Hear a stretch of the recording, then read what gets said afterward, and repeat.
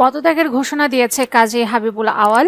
তিনি ছাড়াও বাকি 4 কমিশনারের পদত্যাগপত্র এরই মধ্যে রাষ্ট্রপতির কাছে পাঠানোর জন্য সচিবের কাছে দেওয়া হয়েছে।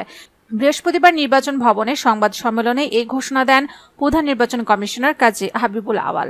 বিদায় সংবাদ সম্মেলনে কাজী হাবিবুল আওয়াল জানান, দেশের পরিবর্তিত বিরাজিত অবস্থায় পদত্যাগের সিদ্ধান্ত নিয়েছেন তারা।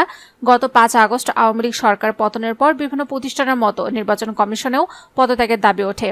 তারই প্রেক্ষিতে আজ বৃহস্পতিবার সাংবাদিকদের সঙ্গে সৌজন্য সাক্ষাৎ অনুষ্ঠানে এমন ঘোষণা দিলেন। এ সময় বিদায় ব্রিফিং নামে একটি দীর্ঘ লিখিত বক্তব্য পেশ করেন সিএসি কাজী হাবিবুল আওয়াল। তবে সাংবাদিকদের প্রশ্নের কোনো জবাব দেননি তিনি।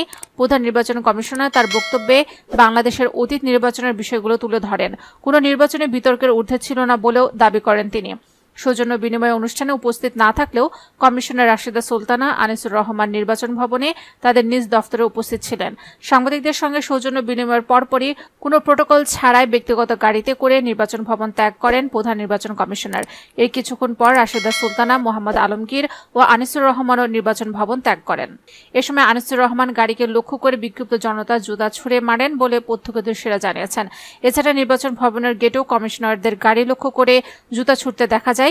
নতুন সরকারি বিবেচনার জন্য ইসির কিছু প্রস্তাবনা দিয়েছে। বর্তমান ও অতীত থেকে আহরিত অভিজ্ঞতা, জ্ঞান ও উপলব্ধি থেকে ভবিষ্যতের জন্য কিছু প্রস্তাবনা সরকারের সদয় বিবেচনার জন্য রেখে যাওয়া কর্তব্য মনে করছেন।